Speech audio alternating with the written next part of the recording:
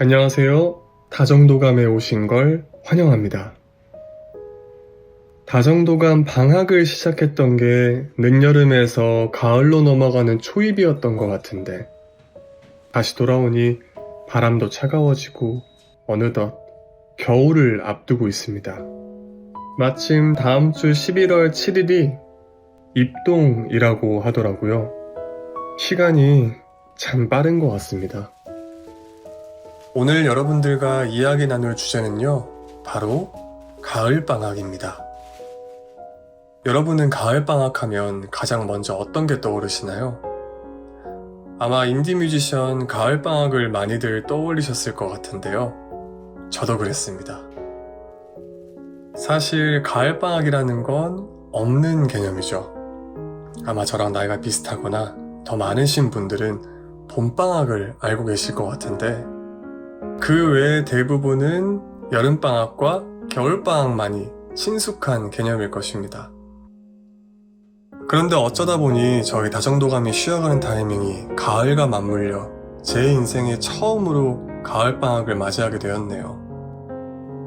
중간중간 번외편 브이로그로 그동안 제가 어떻게 방학 기간을 보냈는지 여러분들에게 공개하긴 했지만 그때 미처 영상에 담지 못했던 방학 기간을 건너오며 제가 느꼈던 감정과 생각을 공유해보면 좋지 않을까 싶어 이번 컨텐츠를 제작하게 되었습니다.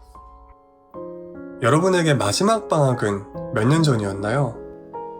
아직 학생인 구독자분들에게는 불과 몇 개월 전이 방학이었겠지만 직장인 구독자분들은 아마 방학이라는 단어가 조금은 생소하게 들릴 만큼 거리가 먼 단어가 되었을 겁니다.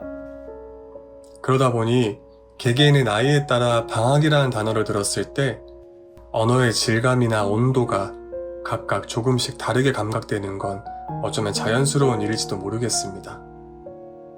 저는 26살이 마지막 방학이었으니까 방학을 맞이한 지가 어느덧 10년 가까이 시간이 흘렀네요.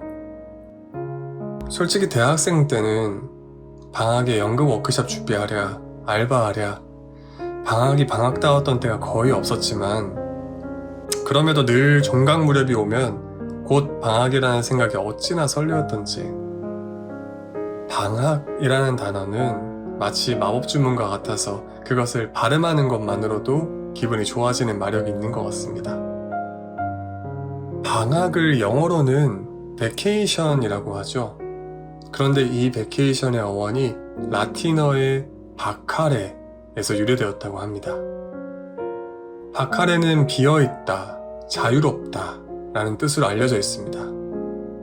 어원에서 이미 유추해볼 수 있듯 방학의 본질은 비움과 자유에 있습니다. 어쩌면 우리가 방학이라는 단어를 듣고 설렐 수밖에 없는 이유는 바로 자유의 속성이 단어 안에 내포되어 있기 때문인지도 모릅니다. 일상의 굴레를 벗어나 잠시간의 자유를 만끽할 수 있다는 것.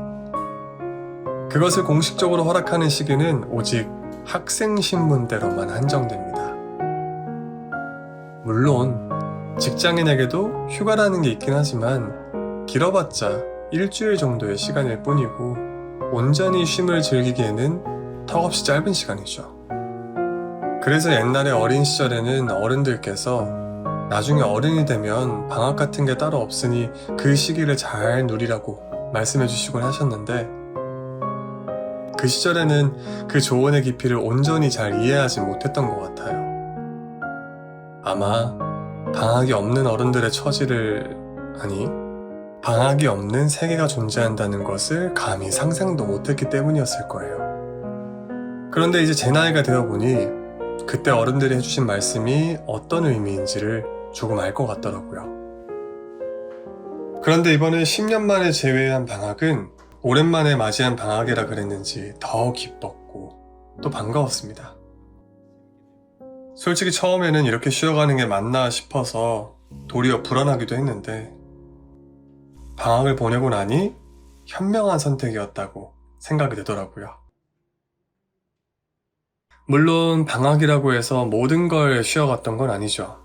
다정도감 채널만 방학을 맞이했을 뿐 제 일상은 그대로 연속되었으니까요. 비록 모든 것을 쉬어갔던 방학은 아니었지만 그래도 방학이라는 시간이 허락됐다는 것 자체가 기뻤습니다. 방학이라는 시간을 명명하고 부여함으로써 그것만으로도 여유를 되찾는 것 같더라고요. 휴식이 중요하다는 것은 모두가 알고 있는 사실이지만 현대인들이 가장 등한시하는 것도 바로 휴식이라고 생각합니다. 제 주변만 보더라도 인생에서 일이 전부인 것처럼 살아가는 사람들이 너무 많거든요. 일과 휴식의 밸런스에 균형을 잘 못 맞추다가 번아웃을 경험하는 사람들도 많고요. 저 역시 그랬습니다. 번아웃을 경험할 때마다 이제는 어느 정도 워라밸을 좀 맞춰야지 싶다가도 이를 망각한 채로 계속해서 같은 실수를 반복합니다. 왜 그럴까요? 왜 자꾸 휴식의 중요성을 잊어버리는 걸까요? 아마 두려움 때문일 것 같습니다.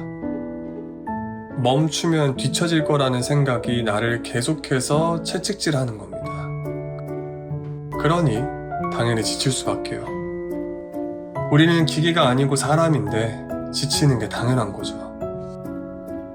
그런데 또 막상 쉬려고 하면 제대로 쉬지를 못합니다. 쉬어도 가시방석에 앉은 듯 불편해하거나 심할 때는 휴식을 죄책감처럼 느낄 때도 있어요.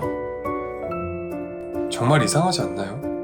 쉬는 게 죄도 아닌데 왜 죄책감까지 느껴야 하는 걸까요? 최근에 한동안 쉬었음 청년에 대한 기사들이 쏟아졌는데 아마 한 번씩은 기사를 접하셨을 겁니다. 저는 이 기사들을 보면서 조금은 속상했던 것 같습니다. 특히 댓글들을 읽으면서 그랬어요. 경기 침체와 더불어 고용시장의 악화로 인해 어쩌면 자발적 쉬었음이 아니라 쉬었음을 당하고 있는 청년들일지도 모르는 대상들을 두고 무작위로 비난하는 여론을 보며 마음이 아팠습니다. 조금만 달리 생각하면 이해해 볼 수 있는 부분이라고 생각하는데 조금은 타인에게 다정해질 수 있는 부분인데 사람들은 왜 이렇게 냉담한 걸까 하며 말이죠. 그리고 설령 쉬었음 청년들이 자발적으로 쉬고 있는 것이라고 하더라도 그걸 잘못이라고만 재단할 수 있을까요? 쉼이 죄도 아닌데 말이죠. 타인의 쉼을 쉼으로 용인하지 못하는 것만큼이나 여유가 없고 각박한 세상이 또 있을까요? 어쩌면 이번 일을 통해 우리가 되돌아봐야 할 것은 우리 모두에게 쉼이 필요한 것은 아닌가를 점검해보는 일일지도 모르겠습니다. 사람들에게 여유가 없다는 건 우리 사회가 쉼이 절대적으로 부족하다는 반증일 수도 있기 때문입니다. 물론 쉬었음 청년들의 쉼이 너무 길어지거나 그 가운데 방향성을 잃어 사회적으로 고립될 수 있는 위험 때문에 이들을 진심으로 걱정하는 분들도 계실 겁니다. 그럼에도 우린 그 이전에 이러한 사회 현상이 어떠한 결핍 또는 부재로부터 시작된 것인지를 우선적으로 파악해야 한다고 생각합니다.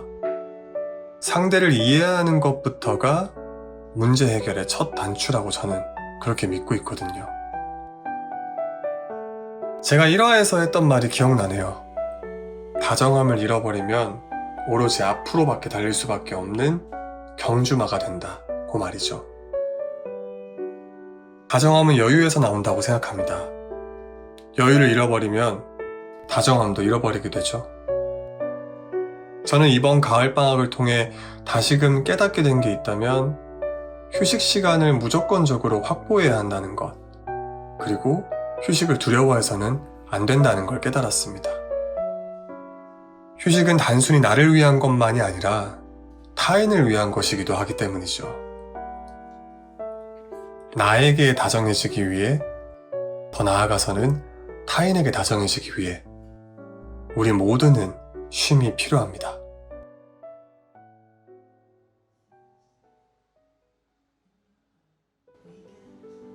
오늘 준비한 콘텐츠는 여기까지인데요.